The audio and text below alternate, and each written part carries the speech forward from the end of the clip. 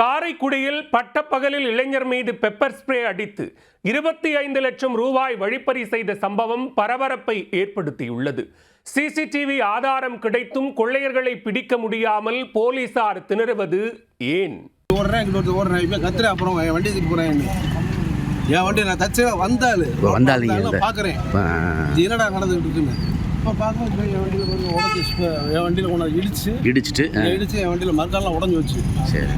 உடச்சிட்டு ஒருத்தங்கிட்டு போயிட்டான்.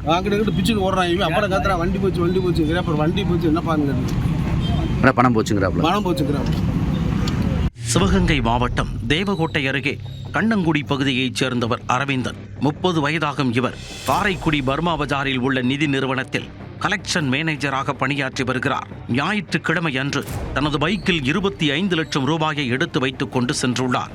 ஜாகிர் ஹுசேன் தெருவில் சென்றபோது மற்றொரு பைக்கில் வந்த இருவர் அரவிந்தன் பைக் மீது இடித்து தள்ளி உள்ளனர்.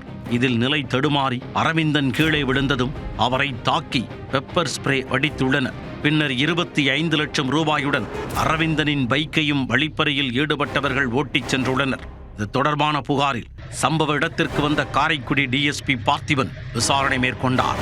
மேலும் அப்பகுதியில் உள்ள சிசிடிவி காட்சிகளை ஆய்வு செய்த போலீசார் வழிப்பறியில் ஈடுபட்டவர்களை பிடிக்க தீவிர விசாரணையில் இறங்கி உள்ளனர். அத்துடன் கொள்ளையர்களை பிடிக்க 5 தனிப்படைகளும் அமைக்கப்பட்டுள்ளன.